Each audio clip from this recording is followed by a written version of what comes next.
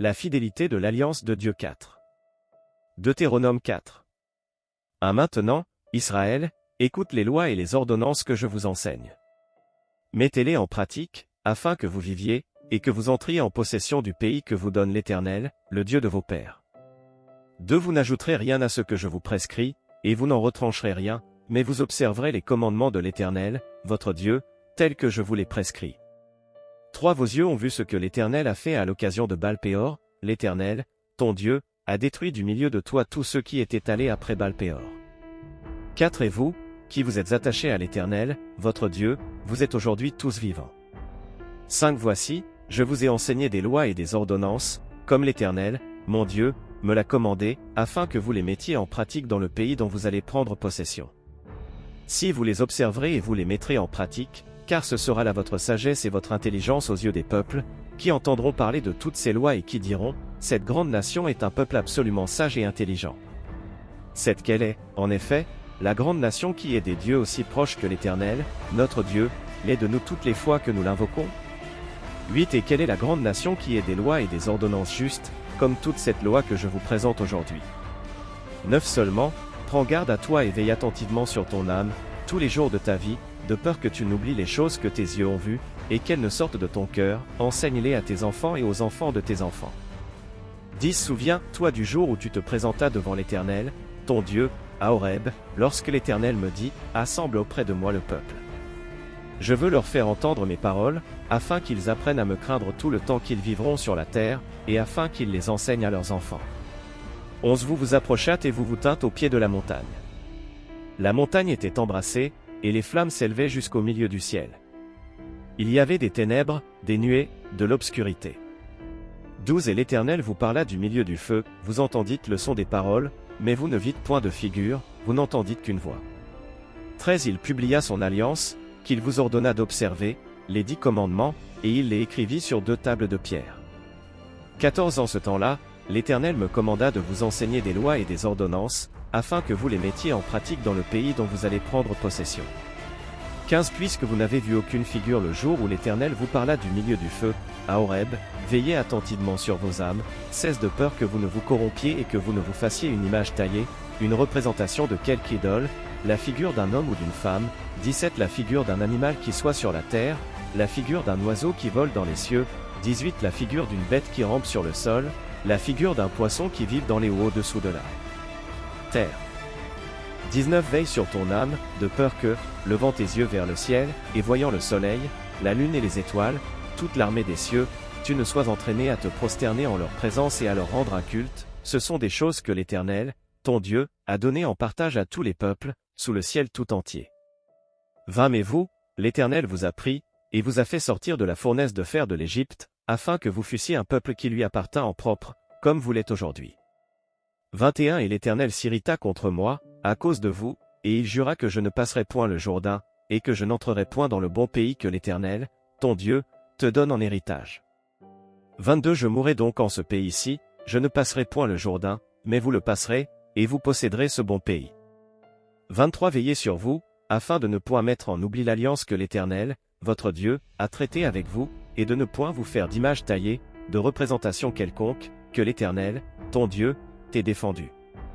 24. Car l'Éternel, ton Dieu, est un feu dévorant, un Dieu jaloux.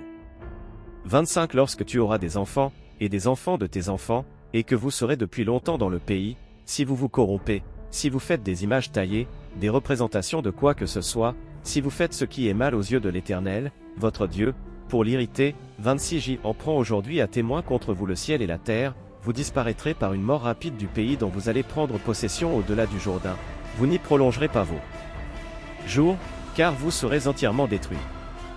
27. Et l'Éternel vous dispersera parmi les peuples, et vous ne resterez qu'un petit nombre au milieu des nations où l'Éternel vous emmènera.